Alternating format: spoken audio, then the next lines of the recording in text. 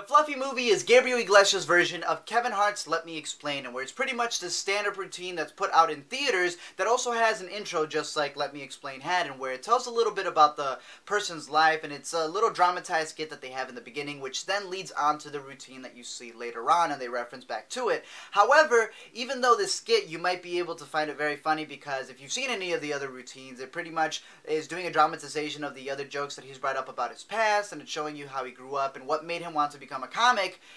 It's so sloppily put together, and you can obviously tell that a lot of the actors were just like told what to do right before. It's like, hey, act like, you know, you're very bored, or hey, act like you're very infatuated with the mariachi guy that's up there. It's so horribly put together, yet it's still funny, again, if you've seen or understand where the material is coming from. It's funny if you understand a lot of the cameos that are in there as well, even though it is terribly edited, and it then follows on to when you actually see the routine, because it just like cuts from being that like little skit that they're doing, all of a sudden it's just like, alright, let's forget about the skit, let's get on to the routine now.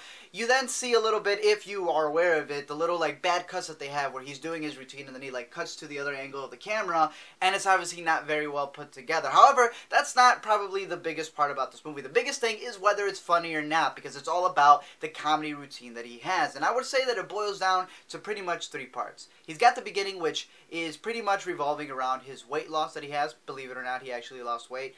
But it's more about what he's dealing with and his health issues, and it is funny, but definitely the best part is the middle part where he's talking about his trip to India and he compares Indians to Mexicans, and that's probably the part where he had the best jokes and he was hitting the fastest.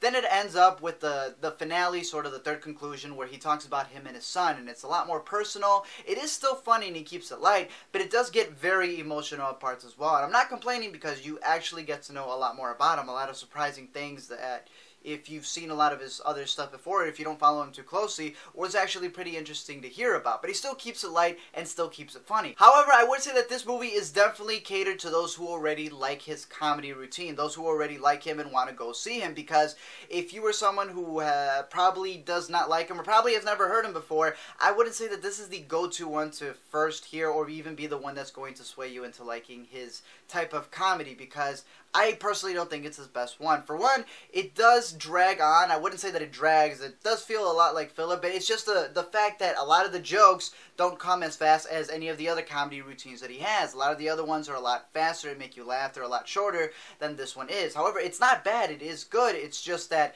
even if you have seen his routines, you've probably seen them from the comfort of your own home, so there is no reason for this one that's obviously edited the same way as the other ones to have to go pay, you know, $10 a ticket to go see it in a movie when you can just wait to see it at home. However, if you really do like him and you want to see him, then yeah, definitely you'll probably like this one, and it'll be worth watching in theaters if you wanted to see Fluffy on a bigger screen. And it has been cool to see him, you know, expand a lot more, and that's not a fat joke. It's just he's been in a lot of other movies, he's been able to grow, he's been in a lot of things, he's done all of that, and hopefully he continues to make a lot more stuff. Again, if you saw the routine, then you would know that there's a lot of health issues that he's going through, but hopefully he continues to make a lot more routines that he's able to put out there. But I'm curious if you saw this movie, what you thought about it, if you were able to check it out, if you think it's as funny as the other stuff that he's made, or if you saw it for the first time, you know, his routine, whether you liked it, it convinced you to go check out more of his other stuff, or if you thought it was lacking. Let me know down below what you thought about this, as well as any other movies that are out there right now, and I'll see you guys next time.